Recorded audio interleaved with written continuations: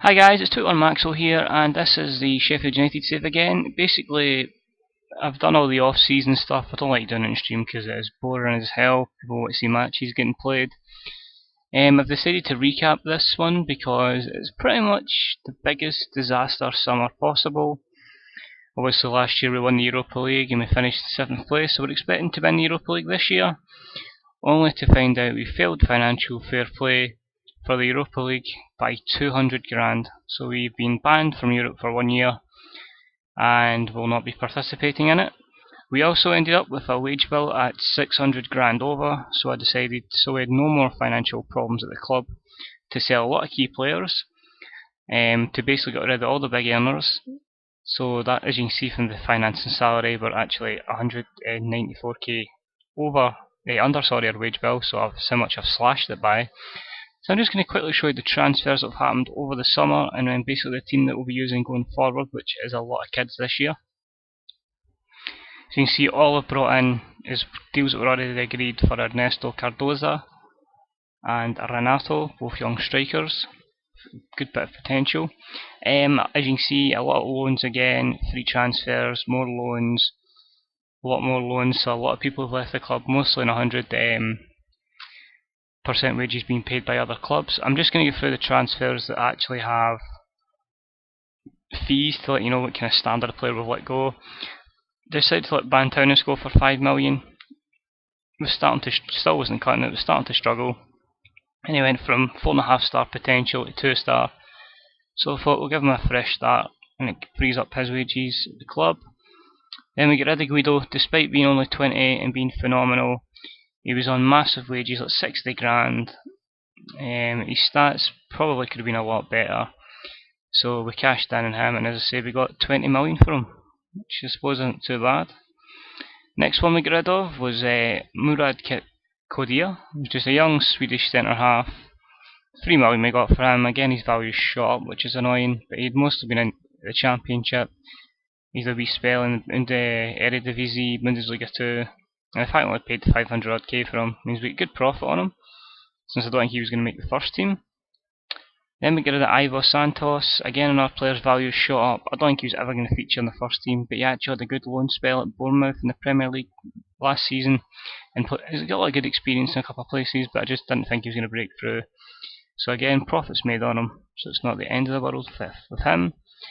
Then Dario Gallo, who came on to great form at the end of last season. We decided to cash in for 22 million.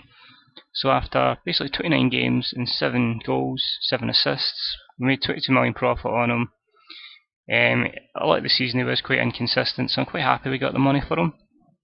So I don't think it's the end of the world. There's certainly a lot of decent youngsters there. Jimmy Grotters is just a young keeper, we've got a sell-on clause on him. Taksuki Katayama, again I didn't think it was progressing, his physicals were pretty poor. So we took the 200k loss on him. Ronn Melson was that quality young backup left back. It was either him or Traore that was going to go. I don't think their stats are overly great for the potential that he has. So I decided to cash in 22 million. So we made a 21.5 million profit on him. So it means it'll just be Traore, and then we'll bring a younger player through as the backup left back. And that was it so far. There is still a lot to go. As you can see, Alex Ray Hampson's out on loan. He's 100 grand wages. I just know him from in the first team. I know I could have used him as a tutor or something, but I thought, nah, it's better getting rid of him. And just try to look here. The likes of Billy Crozer will get another year out on loan to get experience for the first team next year.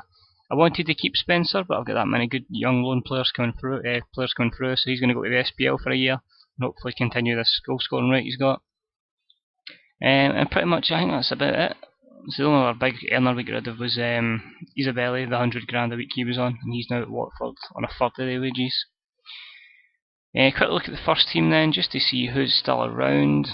We'll judge it by position, it's a lot easier. So we went with De Gea, and this young 18-year-old Hakon Odegaard, who made his debut at the end of last season, will be the backup keeper. He's already at caps for Norway, so he's massive potential there. This is actually from under 18s as well. Hales is here, Halovic is up to the first team. We're going to try and get rid of Canete, same with Schumacher's going to try and go. I think we're trying to agree a deal with Tottenham for him. so hopefully that goes through.